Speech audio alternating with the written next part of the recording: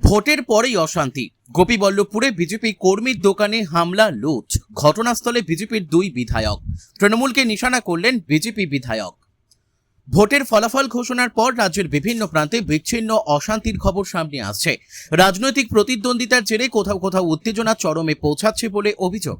প্রশাসনের তরফে শান্তি বজায় রাখার আহ্বান জানানো হলেও মাটির স্তরে সেই প্রভাব সবসময় পড়ছে না। এই প্রেক্ষাপটেই ঝাড়গ্রাম জেলার গোপীবল্লভপুর এলাকায় এক ব্যক্তির দোকানে ভাঙচুর ও লুটপাটের ঘটনাকে ঘিরে চাঞ্চল্য ছড়িয়েছে। ঘটনাটি ইতিমধ্যেই রাজনৈতিক মহলে বিতর্কের জন্ম দিয়েছে।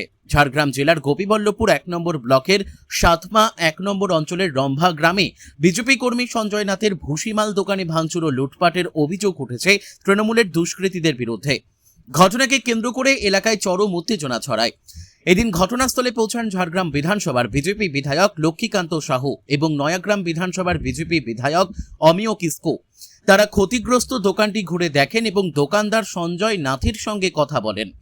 এদিন ঝাড়গ্রাম বিধানসভার বিজেপি বিধায়ক লক্ষ্মীকান্ত সাহু প্রথমে নিজের গ্রাম বাবুডুমরোতে গিয়ে মা বাবার আশীর্বাদ নেন। এরপর সেখান থেকে সরাসরি রম্ভা গ্রামে এসে আক্রান্ত বিজেপি কর্মীর দোকান পরিদর্শন করেন। ঘটনাস্থলে দাঁড়িয়ে লক্ষ্মীকান্ত সাহু দোষীদের দ্রুত গ্রেপ্তারের দাবি জানান। পাশাপাশি তৃণমূল কর্মীদের উদ্দেশ্যে কড়া বার্তা দিয়ে তিনি বলেন, 15 বছর লুটে পুটে খেয়েছো, এবার শান্তিতে সংসার করো, না হলে মমতা বন্দ্যোপাধ্যায়ও বাঁচাতে পারবেন না। এমন কিছু করবেন না যাতে আমরা বাধ্য হয়ে প্রশাসনের মাধ্যমে কঠোর ব্যবস্থা নিতে হয়। ঘটনার পর এলাকায় পুলিশি নজরদারি বাড়ানো হয়েছে বলে জানা গেছে।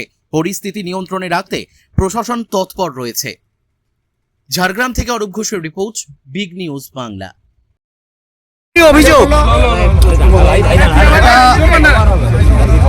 রম্ভা গ্রাম, এটা সাতমা 1 নম্বর অঞ্চল, নয়াগ্রাম বিধানসভায় আমার এই অঞ্চল।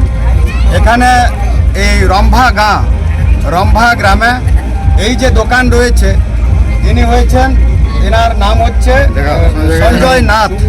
এই দোকান তৃণমূলের দুষ্কৃতীরা গত 4 তারিখ দোকান লুট করেছে এবং তারা ধমকও দিয়েছে নাকি বিজেপির কর্মীদেরকে কেটে দেবে। 15 বছর থাকাকালীন লুটে পুটে খেয়েছো তোমরা, আর ভাবো না যে তোমাদেরকে মমতা ব্যানার্জি বাঁচাবে। সেই জন্য ভালো হয়ে সংসার পালন করো। তোমাদের 15 বছর করে খেয়েছো, এবার যদি বদমাইশি করো তাহলে কিন্তু সেটা কিন্তু ভগবান শুধু যদি পারে বাঁচাতে, পৃথিবীর কোনো শক্তি নেই আপনাদের বাঁচাতে হবে। তাহলে আপনাদেরকেও বাধ্য করব আমরা প্রশাসনকে বলে টাইট দিতে। কি চাইছেন আপনারা? আমরা চাইছি শান্তিভাবে মানুষ বসবাস করুক। বারবার বলা হচ্ছে প্রশাসনকে যে আপনারা শান্তি বজায় রাখুন।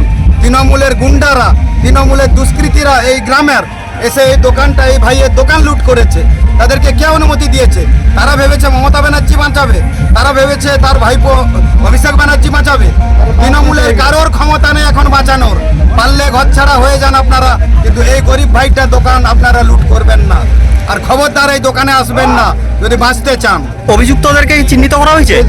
আমি এখানকার লোকাল আইসিকে বলবো, আপনি খুব তাড়াতাড়ি চিহ্নিত করুন এবং তাদের জেলে ঢোকান এবং তাড়াতাড়ি জেলের ভাত খাওয়ান।